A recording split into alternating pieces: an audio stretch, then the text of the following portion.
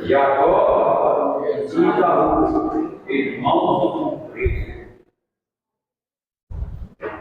Eu vou ler o textual e a igreja toda ligada assim. Duas nações estão no chuveiro, dois povos dividirão das suas estranhas. Um povo será mais forte que o outro povo, e o maior servirá o menor. Gênesis 6, 27 e 23. Toda a igreja deve lembrar. Os pais não devem ter preferência entre seus filhos e devem tratá-los da mesma forma. A nossa leitura de graça se encontra no Gênesis, capítulo 27, para quem não tem revista, versículo 1 ao 5, depois do 41 ao 44. Eu vou ler o primeiro especificamente a igreja toda. E aconteceu que, como Isaac envelheceu e seus olhos escureceram, de maneira que não podia ver, chamou a Esaú, seu filho mais velho, e disse: Meu filho. E ele disse: Eis-me aqui. Diz: Eis que já agora estou velho e não sei o dia da minha morte. Agora, toma as tuas armas, a tua aljava e o teu arco, e sai ao campo e apanha para mim alguma carne. Faze-me um guisado saboroso, como eu gosto. Traze-me para que eu coma e para que a minha alma te abençoe antes que morra. E Rebeca escutou quando Isaac falava a seu filho, Esaú. E foi-se a Esaú ao campo para apanhar a caça que havia de trazer. E aborreceu Esaú a Jacó por causa daquela bênção com que seu pai o tinha abençoado. Esaú disse no seu coração: chegar-se-ão os dias do luto do meu pai, então matarei a Jacó, meu irmão. E foram denunciadas a Rebeca estas palavras de Esaú, seu filho mais velho, e ela enviou-lhe, chamou Jacó, seu filho menor, e disse: Eis-me aqui, Esaú, teu irmão te consola a teu respeito, propõe-se matar. Agora, pois, meu filho, ouve a minha voz.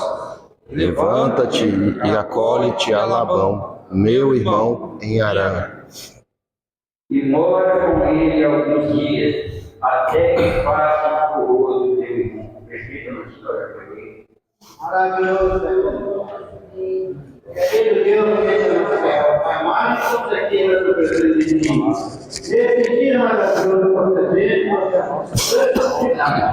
estamos aqui para aprender a tua palavra, porque é muito na casa, aprender a tua palavra. Muito obrigado, Jesus, por todo o povo aqui, para ouvir a tua palavra, todos o professor da casa, a vitória, manifesta a tua glória, a tua saúde e a tua vida. Em nome de Jesus,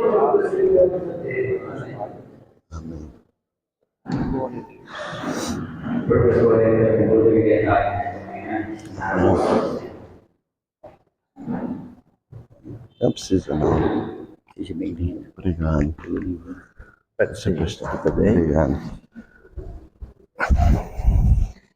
Meus irmãos, é sempre uma alegria muito grande estar com os irmãos aqui. E eu quero dizer aos irmãos que hoje nós vamos fazer um teste. Estou com o equipamento aqui para a gente gravar a aula da escola dominical de hoje, certo? Então, se tudo der certo, essa aula depois vai ser disponibilizada na internet. Deixa eu só conferir aqui, ver se está tudo certinho gravando. E tenho uma outra alegria maior para compartilhar com os irmãos, que é dizer que essa é a primeira vez que eu gravo uma aula da IBD. Então, eu acho que não tem local melhor para começar do que aqui, né? Tem um carinho muito grande, muito especial por essa congregação.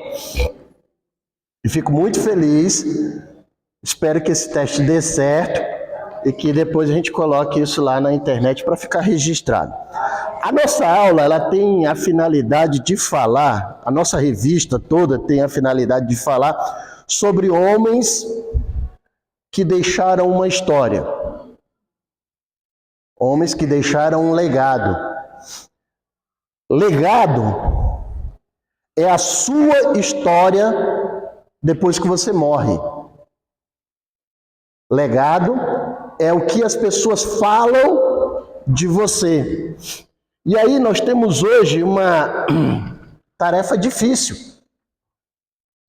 Que a lição de hoje vai dar ênfase num personagem que não é bem visto, que é Esaú.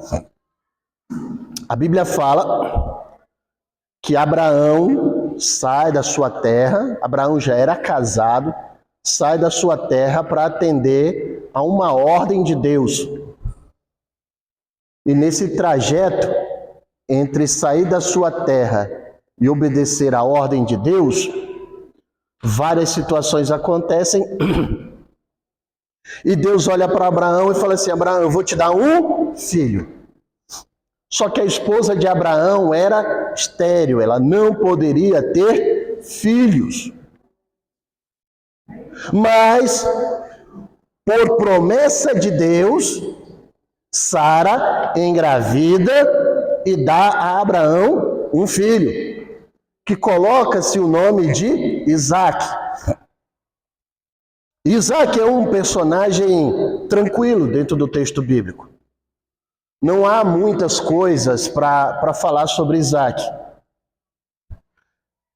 Alguns historiadores vão dizer que ele tinha entre 12 e 20 anos quando acontece o episódio do sacrifício de Isaac. Mas tirando o episódio do sacrifício de Isaac, a gente não sabe mais nada sobre ele. A história corre e de repente fala que Isaac já é adulto. E aí tem um episódio com o seu irmão Esaú. Isaac já é adulto, eu estou pulando as etapas. Isaac já é adulto e aí ele se casa. O seu pai Abraão manda buscar uma esposa para ele, e essa esposa vem, se casa com Isaac,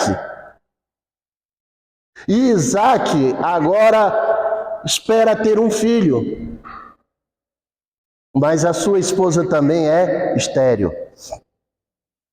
E aqui para mim, começa o ponto inicial da nossa lição.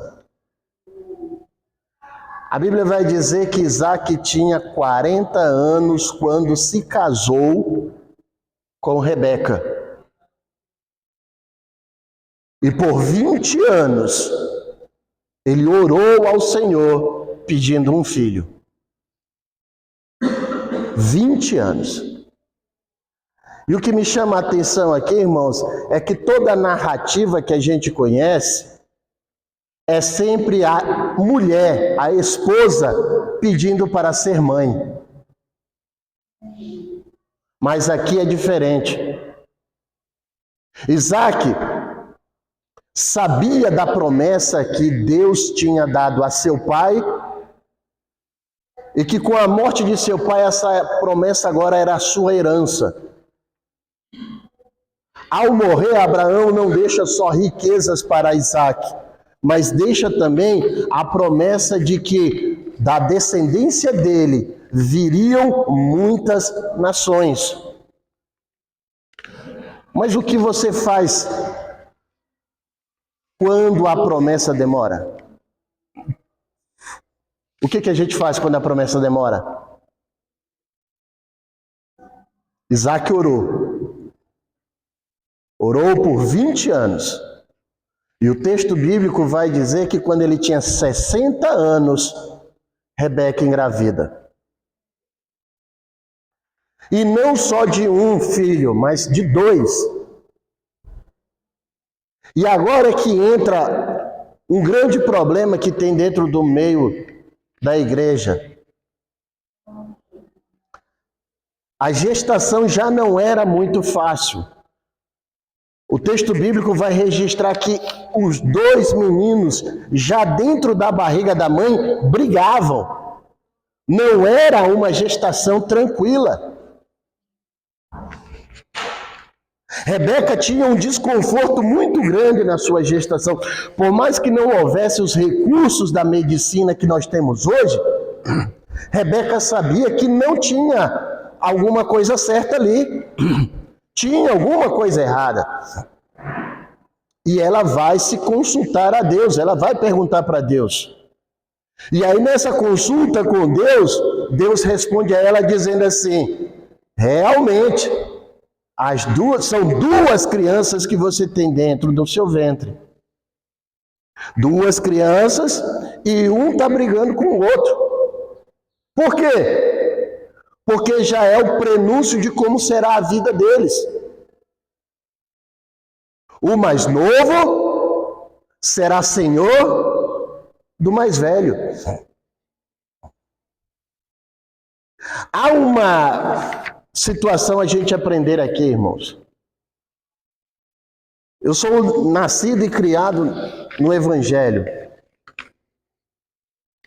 E para uma pessoa nascida e criada no Evangelho, a gente sempre foi instruído a entender que a primogenitura é uma bênção. Mas nem sempre a primogenitura é uma bênção. A primogenitura pode-se dizer que é a promessa de uma bênção. Não é porque você é o primeiro filho que quer dizer que você vai ser uma bênção. E a gente vê isso na vida de Esaú. A Bíblia vai dizer que Esaú nasce bonito, um rapaz já nasce peludo. Eu entendo que esse peludo seja o menino já nascer com cabelo. Não dá para acreditar que o menino já nascesse pelos por todo o corpo cobrindo, seria uma coisa meio bizarra.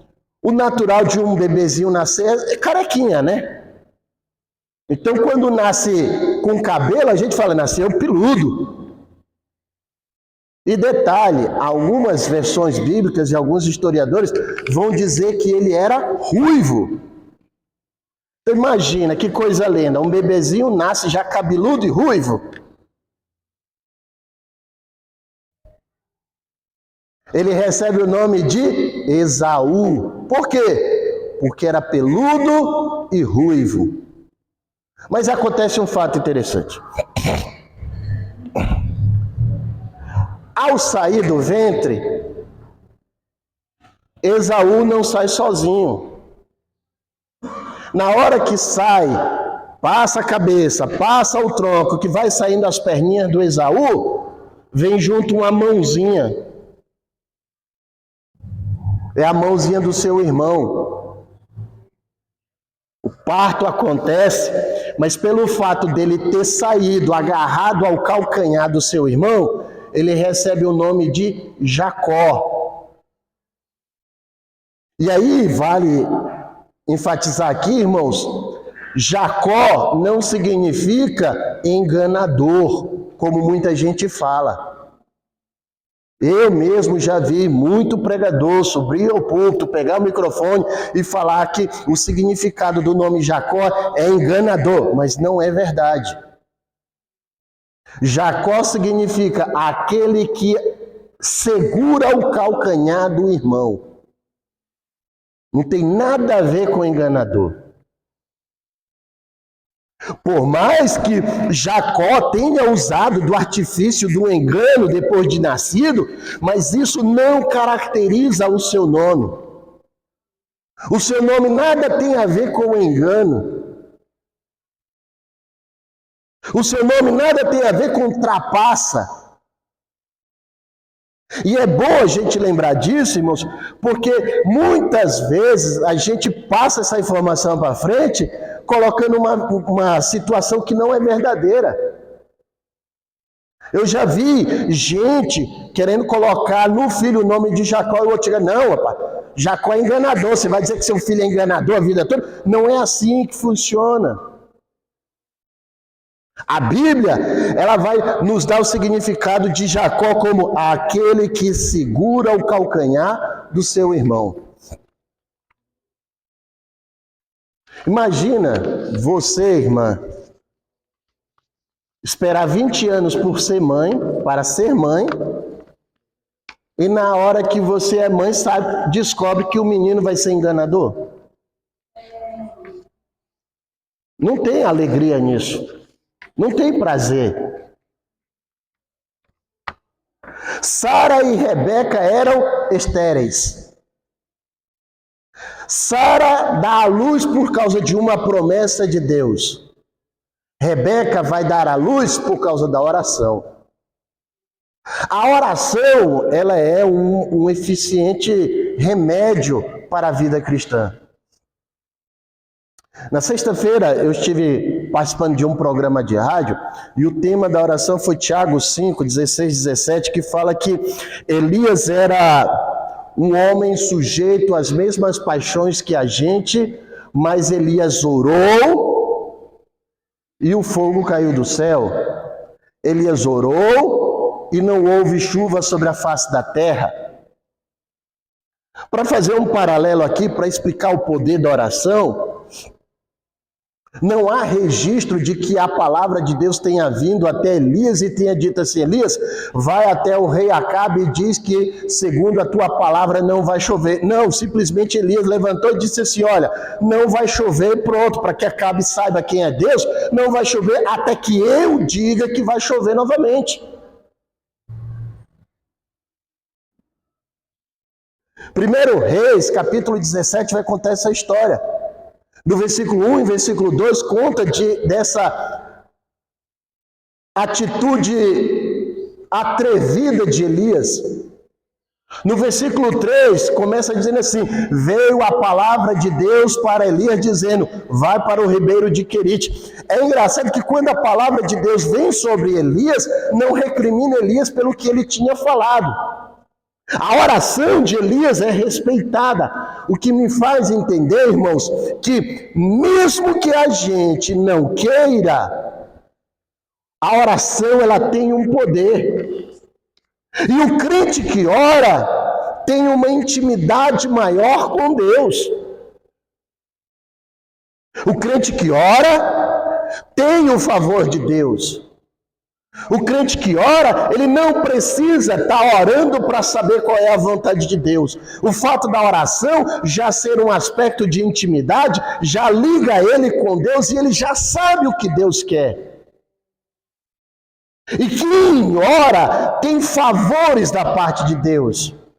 Isaac ora por 20 anos. E detalhe, irmãos, uma coisa que eu acho interessante na vida de Isaac. Isaac era, sim, um personagem a ser estudado. A Bíblia diz que ele tinha 40 anos quando se casou. Provavelmente, a sua esposa Rebeca devia ter aí lá pelos 20, 30 anos. Era uma moça muito bonita. Estava no auge da idade fértil, mas não tinha filhos. E Isaac, em vez de fazer qualquer tipo de artimanha, ele vai orar. Abraão esperava pela promessa. Sara, quando viu que a promessa demorava demais, falou assim: vamos ajudar Deus. Abraão, toma aqui a minha serva Agar, tenha um filho com ela. A gente não vê isso na história de Isaac. Isaac se casa o primeiro ano e nada da mulher engravidar, o segundo ano e nada da mulher engravidar. Eu acho que no terceiro ano ele já olhou assim e falou assim: o negócio é orar. E ele ora, irmãos, por 20 anos. E o mais interessante, que é uma lição que fica para nós. Na hora em que você tiver um problema, que você recorrer à oração, não tente mais nada. Não tente mais nada. Ah, eu estou com um problema, eu já conversei com o pastor falou que ia conversar com outro fulano para ver se a gente... Meu irmão, se você tem um problema e está orando, não tente mais nada. Deixe que Deus vai agir no tempo certo. Deus usa as ferramentas certas, nos momentos certos, para os propósitos certos. Isaac simplesmente orou. Isaac não pegou outra mulher. Isaac não pegou serva de outra mulher. Isaac não tentou fazer nenhum tipo de artifício. Ele simplesmente, dia após dia, eu fico imaginando Isaac deitando a cabeça dele no travesseiro e dizendo: Senhor, hoje não veio a notícia, mas eu creio que amanhã vem. E no outro dia: Senhor, eu ainda creio que amanhã eu posso receber a notícia de que a minha mulher está grávida. E foi assim por 20 anos.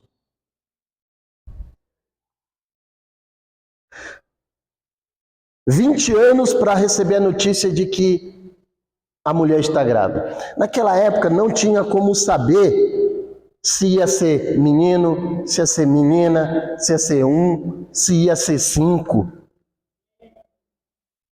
O fato é que dentro do período da gestação, Rebeca vai se consultar com Deus e Deus faz a ultrassom ali na hora e fala assim: ó, são 2. E são 2 meninos. E são 2 valentes porque estão brigando entre si. Mas calma. O maior, o primogênito, será servo do menor. Deus aqui já está mostrando que Ele tem propósito com pessoas específicas. E a tônica da lição vai dizer que os pais não devem ter filho preferido. Essa é uma polêmica dentro das casas. Quem é filho único não tem esse problema, né? Ele é o preferido, pronto, acabou. Mas é muito comum nós vermos filhos com problemas emocionais alegando que o pai tem um filho preferido e que a mãe tem outro filho preferido. Para todos os pais e mães que eu perguntei, a resposta deles sempre foi: não, a gente não tem filho preferido. Se eu perguntar aqui para o pastor Ricardo, ele vai dizer: eu tenho um filho preferido. Afinal de contas, ele tem um filho e uma filha. Então, o filho é o preferido. Se perguntarmos, e a filha preferida? Ele não tem problema de responder.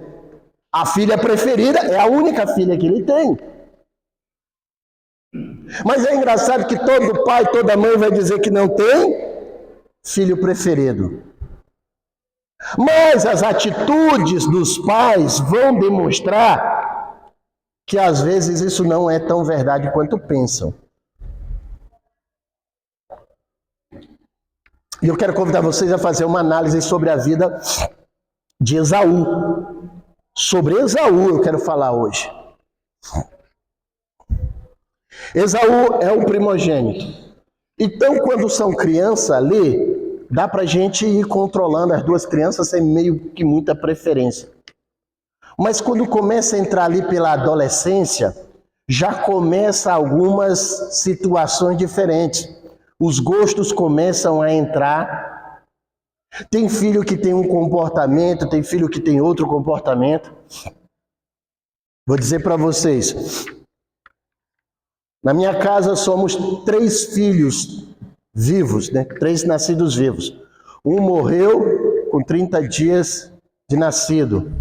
E aí logo depois vim eu. Mas dos vivos é um irmão mais velho, eu e um irmão mais novo. São 3, teoricamente, criados do mesmo jeito. Mas 3 comportamentos completamente diferentes. 3 personalidades completamente diferentes. A Glaucia, minha esposa, também é em 3 na casa dela. Lá em casa são 3 homens, na casa da Glaucia são 3 moças. É a Glaucia e mais 2. Tecnicamente, a mesma criação foi dada para as três. Mas são três comportamentos e três personalidades completamente diferentes. O que a gente precisa entender é que educação, criação, não depende da personalidade. Você educa seu filho não pensando na personalidade dele, mas pensando naquilo que você quer para o bem dele. Só que a personalidade do seu filho vai influenciar na criação que ele recebe. A Bíblia diz, e o texto bíblico está aí para provar, se eu não estiver enganado, é no capítulo 26. A Bíblia diz que Esaú foi o primeiro a se casar. E contrariando a lógica, Esaú toma 2 esposas. Ora, a ideia era que Esaú copiasse o exemplo de seu pai Isaque. Isaque teve quantas esposas? 1. E detalhe, Esaú vai tomar 2 esposas de gente que era vizinha da onde eles moravam e que não eram bem vistas, não tinham uma amizade entre os povos. O texto bíblico vai dizer que as esposas de Esaú eram a tristeza de Isaque e Rebeca. Olha isso, irmãos. Foi criado do mesmo jeito, criado na mesma educação, comeram da mesma comida, a não ser na época de hoje, que aí algumas crianças já nascem com algum problema sério de restrição alimentar, aí você dá comida diferente. Mas se não for isso, nenhum pai em sã consciência vai dar comida diferente para os filhos. Fala, não, é todo mundo sadio, todo mundo saudável aqui, vai comer da mesma coisa. Né, Josias? Agora, quando... Não, ó, o irmãozinho é dodó e não pode comer isso daqui, então ele vai comer coisa diferente. Aí tem uma desculpa. Esaú se casa, Isaque não. Os dois têm a mesma idade. Esaú toma 2 moças de cidades vizinhas, de povos vizinhos, mas que não são amigos da família de Isaque. As 2 noras são difíceis, ao ponto de que quando acontece a situação da bênção da primogenitura, a desculpa para tirar Jacó de dentro de casa para que Esaú não o mate, você vê o texto bíblico que Rebeca chega para Isaque e fala assim, Isaque, está chegando a hora do Jacó se casar. E eu não quero uma nora igual às Etéias. Porque o Esaú trouxe 2 Etéias para dentro da nossa casa e elas são uma pedra no nosso sapato.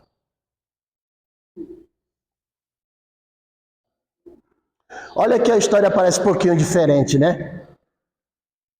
A gente sempre foi ensinado dizendo que Esaú foi para a casa de Labão para não morrer por causa da bênção da primogenitura. Mas na cabeça de Rebeca, e aí é o problema, irmãos. Quando a gente tenta ajudar a Deus, a gente cria problemas. Voltando para a situação da primogenitura, da bênção da primogenitura.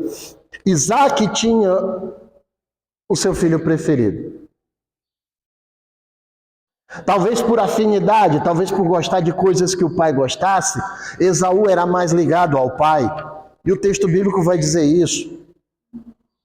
Isaque era um homem aventureiro, era um homem que gostava de aventuras, que gostava de passar dias no campo. E talvez Esaú, apegado ao pai, desde pequeno, começa a ter essa vontade. E desenvolve ali uma habilidade muito grande para a caça. O texto bíblico vai dizer que Esaú era um habilidoso caçador. Imagina, irmãos, você conversar com um camarada sobre assuntos que você gosta.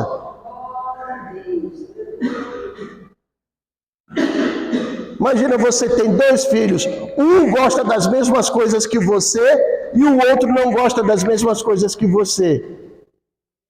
É claro que você vai querer conviver mais com um.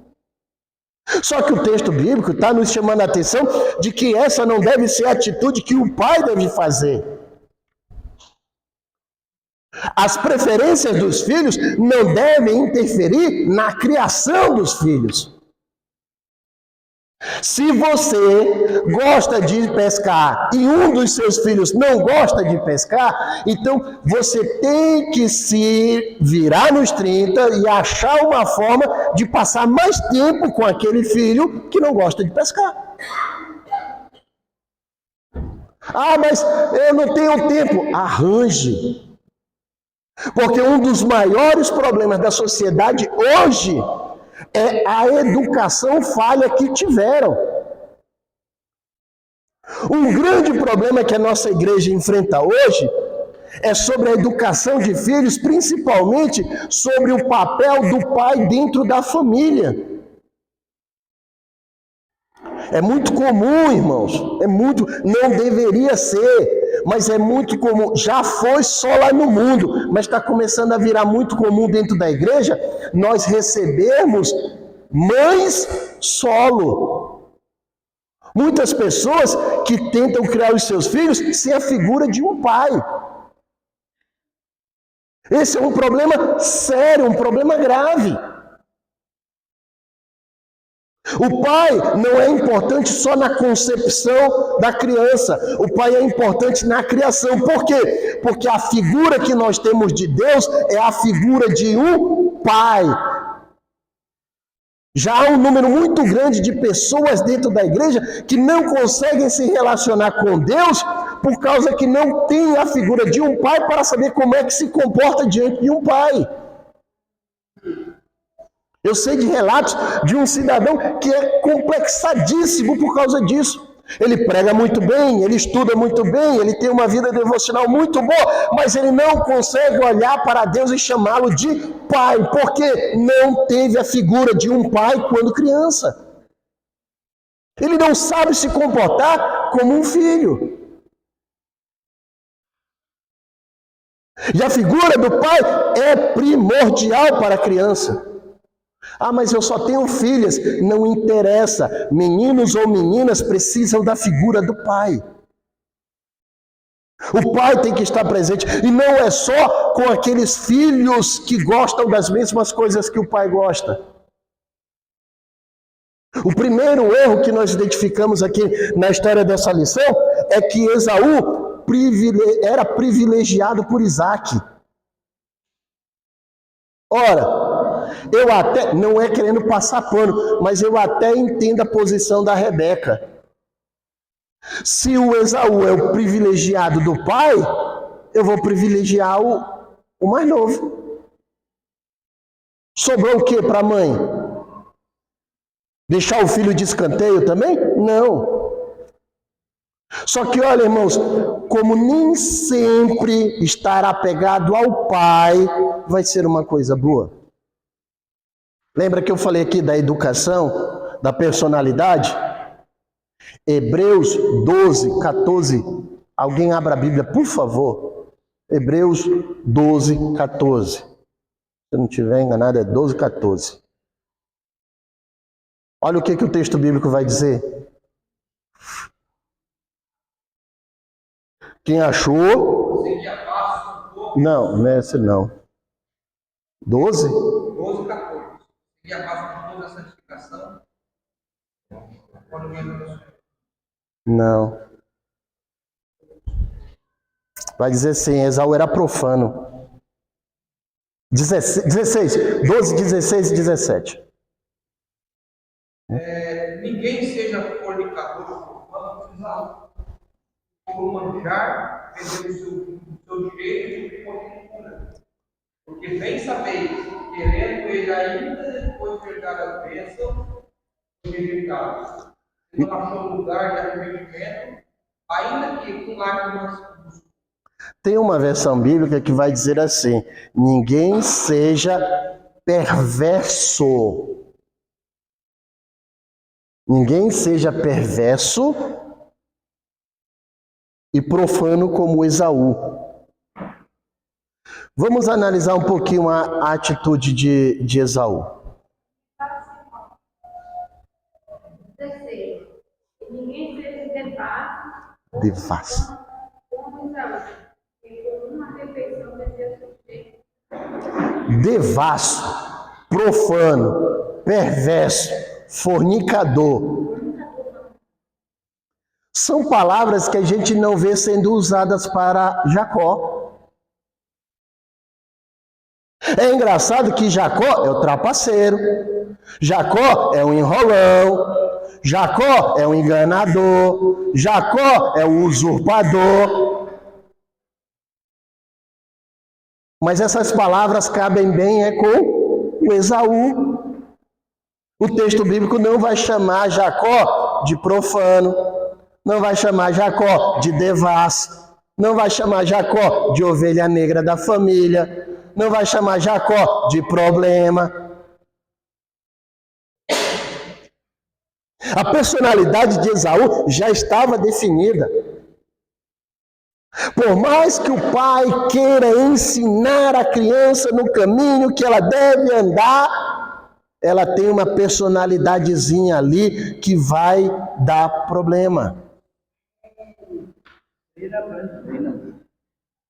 De Deus. O Mamantinho está dizendo que esse aí vai apanhar de Deus. E é o que aconteceu. Irmãos, a gente não pode querer ajudar a Deus em nada. Os dois estão crescidos. Esaú vai para caça, vai para a floresta, entra na mata. Sai de lá uma semana depois sem achar nada. Vem morrendo de fome. Chega na casa do Jacó. Ele chega na casa do irmão. Aí eu pergunto para você, por que ele passa uma semana fora e quando chega, ele vai direto para a casa do irmão, se ele tinha duas mulheres?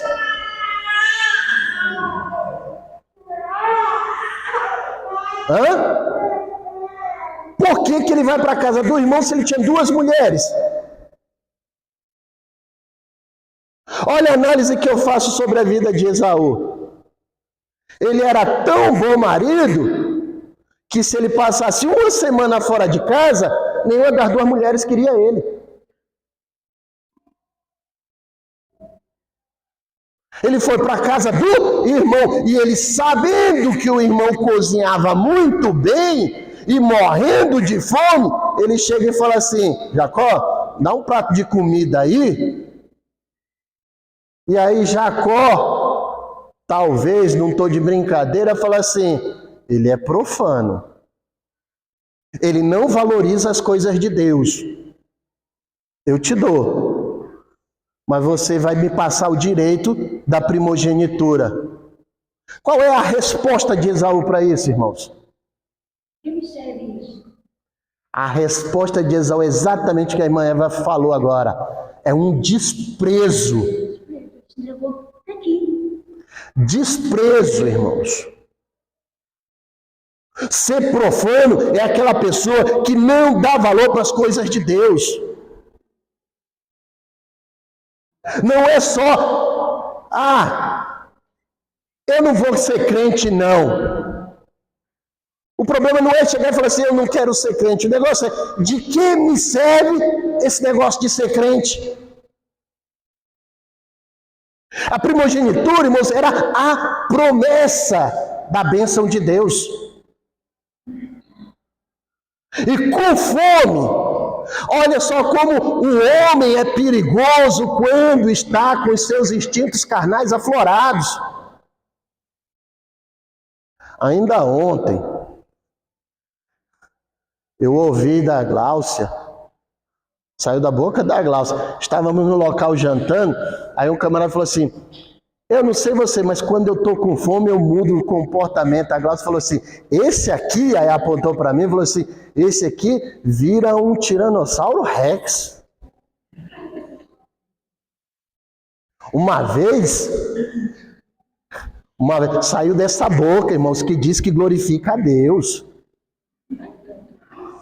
Ele com fome é um dragão, mas depois que está alimentado é um gatinho. Foi Jesus, que mulher é essa? Parece as esposas do Esaú.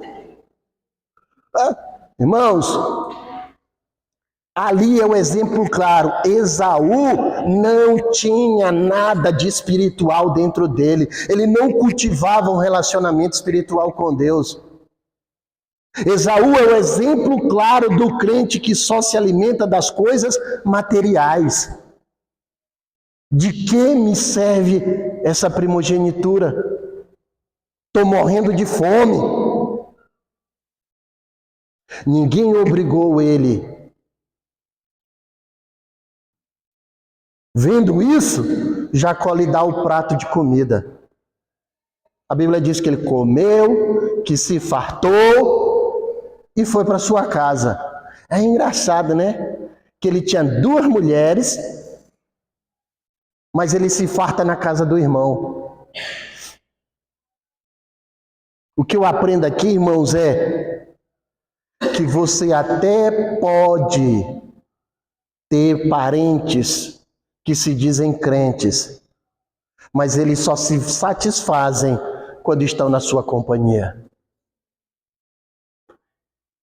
Parentes que chegam na sua casa só para ouvir você falar. Parentes que só tomam uma decisão depois de consultarem você. Por quê? Porque você é a pessoa da família que se alimenta da comunhão com Deus. Esse episódio passa. Jacó já tinha ali o direito da primogenitura. Isaac agora está velho e agora Isaac quer abençoar os seus filhos. Talvez Isaac não soubesse dessa história da troca da primogenitura. Só que a primogenitura agora não é mais de Esaú, é de Jacó. Esaú trocou a primogenitura. Chega o episódio, Isaac pede para Esaú ir buscar uma caça. Talvez por ser apegado com a sua mãe, Jacó tivesse dito para a mãe, olha, Esaú trocou o direito de primogenitura comigo. E aí agora, Rebeca, sabendo dessa história, ouve Isaac dizendo, olha, vai lá meu filho, pega uma caça que eu vou te abençoar. É engraçado que Isaac pede uma caça para Esaú e acaba comendo 2 cordeiros. Cordeiro não é caça. Isaac estava completamente cego. Não só cego fisicamente, mas cego espiritual. No seu paladar, ele não conseguiu distinguir a diferença de um animal criado na sua tenda para um animal criado na mata. O problema de Rebeca é que Rebeca, sabendo da história da troca da primogenitura, falou assim, eu vou ajudar Deus. E nessa história de ajudar a Deus, a gente tem problema. Se você ler o capítulo que é a base da nossa leitura bíblica em classe, você vai ver que Jacó conversa com a sua mãe e diz assim, não vai dar certo. Na hora que eu entrar na tenda, o meu pai vai querer tocar em mim. Por quê? Porque ele já está velho, ele já ouve mal. Com uma pessoa que está velha, não enxerga bem e não ouve mal, você faz o quê? Grita ou fala baixo pertinho? E fala baixo perto, aflora outros sentimentos, que é o quê? O cheiro. Mãe, quando eu chegar perto dele, ele vai sentir o cheiro.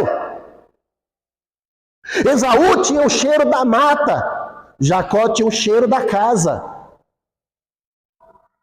Aí Rebeca chega e fala assim: deixa isso daí comigo, faz o que eu estou dizendo. Irmãos, com toda sinceridade, eu entendo que ali Rebeca assume a responsabilidade do erro.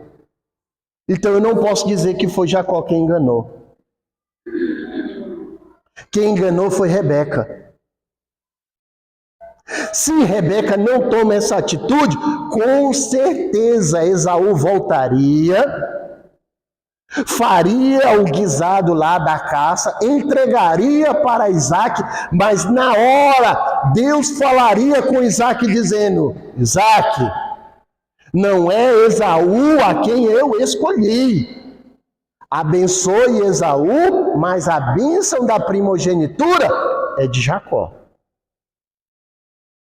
Ao ler o texto bíblico, às vezes a gente não entende ou se deixa levar pela história e não para pensar que Deus é poderoso para fazer as coisas do jeito dele. Tentar ajudar a Deus, irmãos, às vezes gera um problema maior. E qual foi o problema gerado aí? Querendo privilegiar um filho, Rebeca gera a contenda entre os filhos. Por causa dessa história da primogenitura, Rebeca instala uma guerra familiar. Tudo porque Rebeca quis ajudar. Rebeca sabia de tudo. E olha que mulher inteligente era a Rebeca. Vai lá, pega as roupas do teu irmão, veste. Ela pegou pele de carneiro e botou no pescoço, como se fosse um cachecol. Ela sabia quais seriam os locais que Isaac iria tocar. A Bíblia diz que não só no pescoço, mas nos braços também. Quando Jacó se aproxima de Isaac, a Bíblia diz que Isaac toca em Jacó e fala assim: a pele é de Esaú. Toca no pescoço é de Esaú. O cheiro é de Esaú. Mas a voz é de Jacó.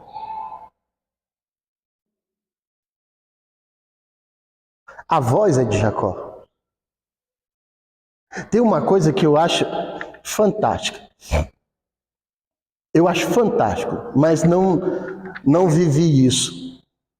E eu já perguntei para vários amigos, sejam eles homens ou amigas mulheres, quem aqui é pai e de criança pequena pode ter 50 brincando. Na hora que uma criança chora, você sabe que é o seu. Não sabe? Por quê? Pela voz. A criança está lá brigando: pai! Quem que é o pai, gente? Pai é uma palavra genérica.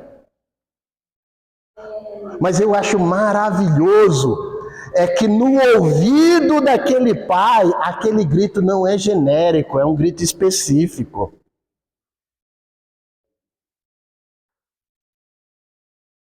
Qualquer outra criança que grite pai não atrai o seu nome.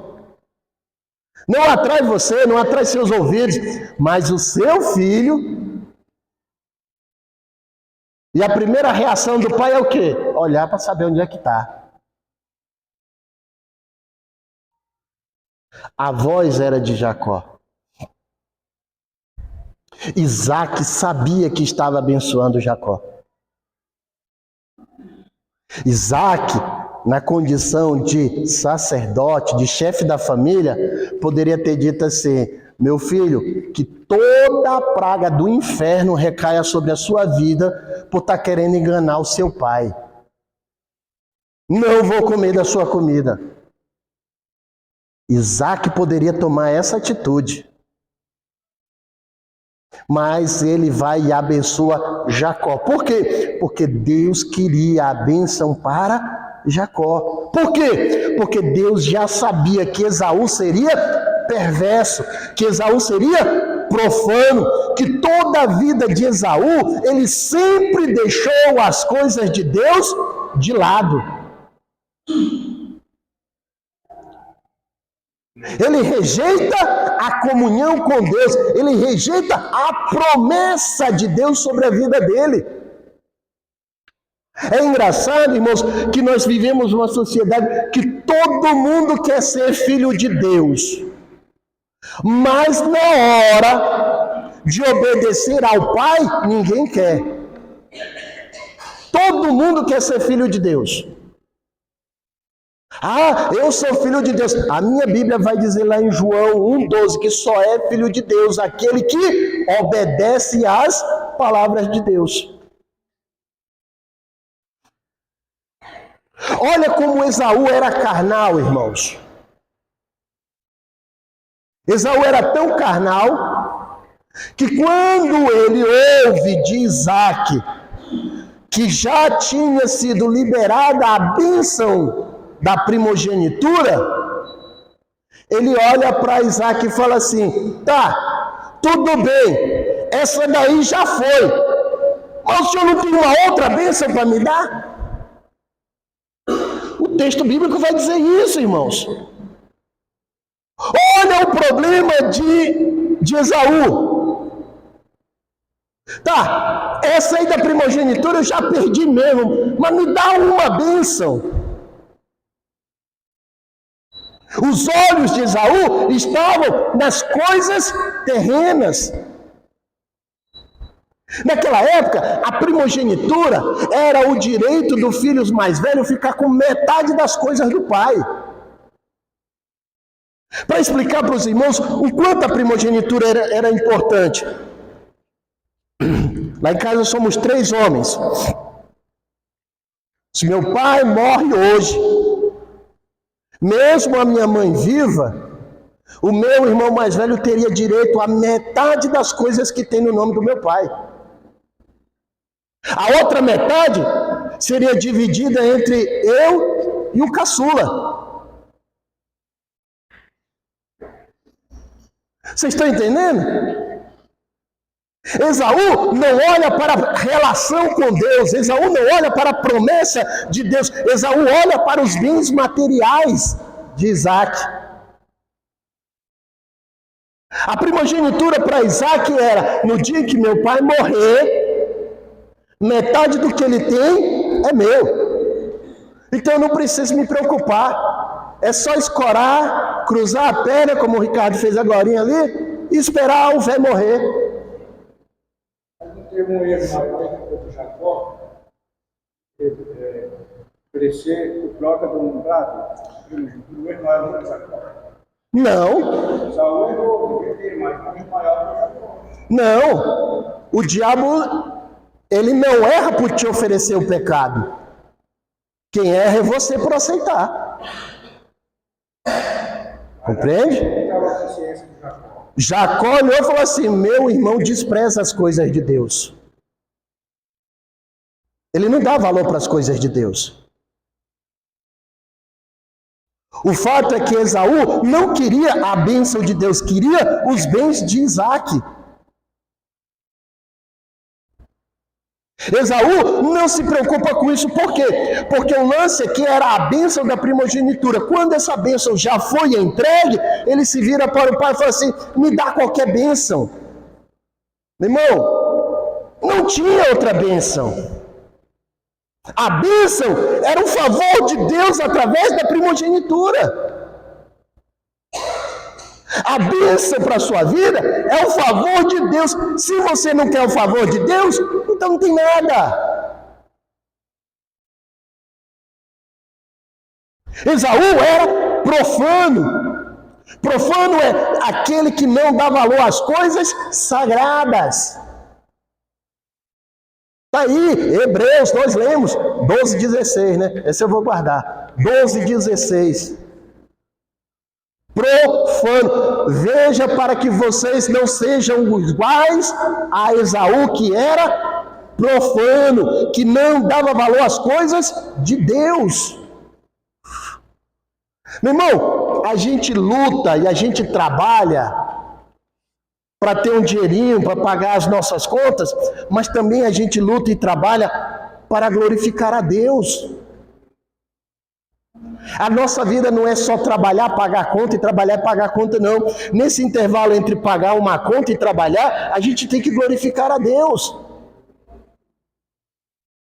Na cabeça de Esaú é só trabalhar, pagar conta, trabalhar, pagar conta. Na cabeça de Jacó, não. Trabalha, glorifica a Deus, trabalha, glorifica a Deus, e na maioria das vezes, glorifica a Deus com o trabalho. Esaú fica tão transtornado de não receber a bênção, de não receber bênção nenhuma. E olha só o que Isaac fala assim: Esaú, eu já abençoei o teu irmão. Ele será senhor sobre você. Isso aí não gera problema para Esaú. Ele terá prosperidade material. Ele terá suprimento de trigo e de vinho. Aí, meu irmão, a coisa pega. Suprimento de trigo e vinho não vai faltar comida na casa dele enquanto ele viver. Aí pegou para Esaú. Por quê? Porque tudo que Esaú queria era isso: um suprimento vitalício de trigo e vinho. Esaú chega ao ponto da gente pensar, irmãos, que Esaú seria folgado o suficiente de dizer assim: eu sou um caçador, mas a caça vem até mim. E de preferência com a flecha já enfiada, que é para eu nem ter trabalho de mandar a flecha lá. Os olhos carnais de Esaú impediram ele de ver que a bênção era o favor de Deus. E aí, Esaú agora ouve que Jacó vai ter suprimento de trigo, de vinho, servos e servas, e ele faz o quê? Olha a mente carnal de Esaú. Os dias de vida do meu pai estão se acabando. No dia em que o meu pai descer para a cova, eu vou matar Jacó. Qual é a ideia aqui do matar Jacó? É que se Jacó, ainda solteiro, morresse, quem herdava tudo era Esaú. Olha que a mente de Esaú nunca está no favor de Deus. Esaú já era casado, tinha 2 esposas, mas Jacó não era casado. Aí ele pensa assim: na hora que meu pai morrer, eu mato meu irmão. Como ele não tem herdeiros, tudo vem para mim. Ouvindo isso, Rebeca fala assim: Jacó, vai para Arã. Ah, mamãe, teu irmão quer te matar. Vai para lá. Fica lá. Só, irmãos, que a mentira, ela não se sustenta só com um episódio. Você que é pai, você que é mãe, já teve essa experiência de ver o seu filho tentando mentir para você. Pode ser uma mentira boba, mas você deixa ele acreditar que você acreditou. E lá na frente, 2 dias depois, você pergunta, e o filho agora é obrigado a inventar uma nova mentira para sustentar a mentira anterior. Não é assim? Como é que Rebeca vai justificar para Isaac que Jacó está saindo de casa? Ó, Jacó, sai de casa. Ô pai, eu estou indo. Para onde, Jacó? Eu estou indo lá para a casa do meu tio Labão. Por quê? Ah, porque o Esaú quer me matar. Ué, como assim quer me matar? O que aconteceu? Vem cá, Esaú. Ah, pai, foi a história lá da primogenitura, a bênção que o senhor não me deu. A minha mãe se aliou com o meu irmão mais novo aí e roubaram a minha bênção. Olha a confusão que daria. Para disfarçar esse problema, Rebeca agora é obrigada a mentir de novo. Ela fala para Jacó, vai para a casa de Labão porque teu irmão quer te matar. Mas para Isaac ela fala assim, Isaac, vamos mandar Jacó até Labão para procurar uma esposa para se casar com ele. Olha a história diferente. Não é assim que funciona com Deus, irmãos. E a história do enganador não é bem verdade. Como é que Jacó seria um enganador se ele foi enganado por Labão? E eu já vi gente pregando dizendo, olha, Labão enganou Jacó porque Jacó enganou Esaú. Não, a responsabilidade do rolo da primogenitura recai sobre Rebeca. E o castigo para Rebeca é um castigo amarguíssimo, que o texto bíblico conta e pouca gente frisa. O texto bíblico vai contar que Rebeca viu seu filho Jacó arrumar suas coisinhas e ir embora de casa. Ela morre sem nunca mais ter visto um filho. Aí as irmãs que estão aqui já sentiram um peso no coração, né? Imagina, você morrer sem ver seu filho pela última vez, sem saber que ele está bem. Esse foi o preço por Rebeca tentar ajudar a Deus. Labão vai enganar Jacó. É engraçado que o enganador que é enganado, né? Jacó que carrega a fama de enganador, mas é Labão quem engana ele. Quando ele volta para a casa do seu pai, alguns servos chegam e falam assim, Jacó, teu irmão Esaú está de tocaia esperando você. Só que aí tem uma diferença, irmãos. Agora não é mais Jacó, agora é Israel. Por quê? Porque nesse intervalo entre sair da casa do pai, ir para a casa do tio e voltar para a casa do pai, Jacó tem um encontro com Deus e tem a sua vida transformada. Agora, Jacó não tem compromisso com a mentira. E o que ele faz? Sente que precisa pedir perdão ao irmão. Ele ora a Deus. E Deus ilumina ele dizendo, manda caravanas de presentes para teu irmão. Olha, meus irmãos, quem aqui não gosta de receber presente? Quem é que não gosta de receber presente? Você está com raiva, mas o camarada estende a mão para te dar um presente. No começo você até recebe com raiva. Mas é capaz de, na hora de que está abrindo o presente, a raiva está indo embora, está sendo rasgada ali também, ó. A hora manda política do inferno, né? Jacó manda presentes, e manda presentes, e manda presentes, e fica por último. Ele manda as duas esposas, e aí detalhe, diferente de Esaú, Jacó tem duas esposas porque foi enganado, não porque ele quis ter duas esposas. E aí o texto bíblico vai dizer que Jacó amava Raquel. O coração dele estava em Raquel. O desejo dele era Raquel. Mas como ele casou com a Lia, ele tinha que cumprir com as funções de marido. E não foi porque ele amava a Raquel e não amava a Lia que ele não amasse os filhos. Até o nascimento de Benjamim, a Bíblia diz que Jacó tratava todos os seus filhos de igual maneira. Todos. Quando nasce José, aí ele fala, o filho preferido. Não é o filho preferido, é o filho da mulher preferida.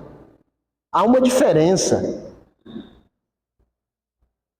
Tem um episódio lá de José que vai para o Egito, aí nasce Benjamim. Aí esse vira o preferido. Por quê? É o que me resta da minha mulher preferida. Ele se apega com aquilo. Mas até o nascimento de Benjamim, ele trata todos os filhos de igual maneira. Jacó é um pai exemplar.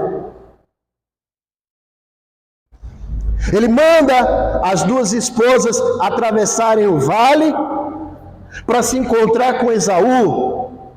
E aí eu vejo a cena. Oi, quem é você? Eu sou Lia, a esposa do seu irmão Jacó. E esse aqui? Esse aqui são os seus sobrinhos. Olha aí, já chega aquela garotada. Oi tio, não sei o quê. Oi tio, o meu pai falou que você é caçador de... Já quebrando o coração do velho rabugento. E de repente lá vem o Jacó mancando, que a Bíblia diz já que é depois do episódio com o anjo. Ele já vem mancando. E o coração quebrantado já de Esaú chega aí. O que aconteceu? Eu falei assim, isso aqui foi um anjo. O quê? Não, um anjo que eu lutei com um anjo. A Bíblia não diz que Esaú lutou com o anjo. Olha, irmãos, que toda a vida de Jacó é voltada para o espiritual e toda a vida de Esaú é voltada para o material. No final da vida, os dois irmãos se acertam. A gente pode evitar muitos problemas se, como pais, nós nos dispusermos a buscar a Deus em oração. Eu quero finalizar, já está na hora, né? Eu quero finalizar lembrando vocês de Provérbios 22:6. Você sabe, pai, o que está escrito lá? Provérbios 22:6.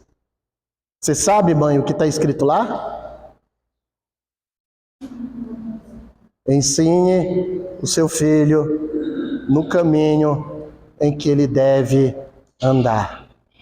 Preste atenção. Você vai ensiná-lo.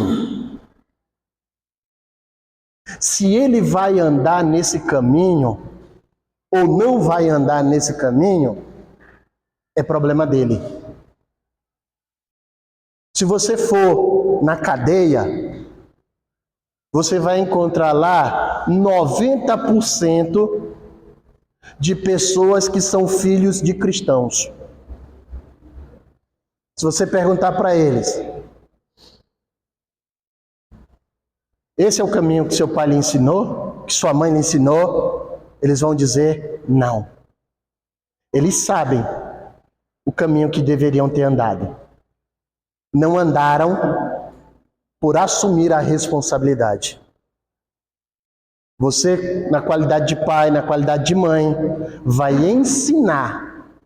Se ele vai andar ou não vai andar, aí já é uma decisão dele.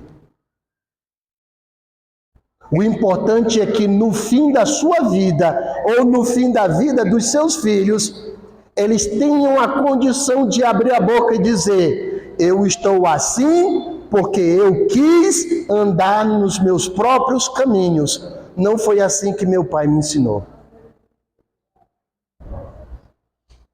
Porque se eles andarem nos caminhos que você ensinar, e esses caminhos forem os caminhos que Deus quer para a sua vida e para a vida deles, eles terão uma vida longa e feliz. por causa de todos os problemas que houve entre os irmãos, Isaac diz que a vida dele foi triste e de poucos dias. Não sejamos assim. Que a graça de Deus recaia sobre as nossas vidas. Eu sei que muitos aqui não têm mais condições de corrigir o caminho dos filhos. Mas tem sempre um netinho e uma netinha que você pode ensinar a caminhar na presença de Deus. Que Deus nos abençoe. Senhor meu Deus, graças te damos. Louvado, exaltado seja o teu nome para todo sempre. Obrigado, Senhor, pelo teu amor. Obrigado, Senhor, pelo teu favor. Que a graça do teu Espírito reflita sobre nós a bondade do Senhor em nos conduzir por caminhos que nos levam até a tua presença. Seja conosco, Senhor, não só hoje, mas por toda a eternidade. Amém. E no 192, pelo mundo criador, em lugar do lado,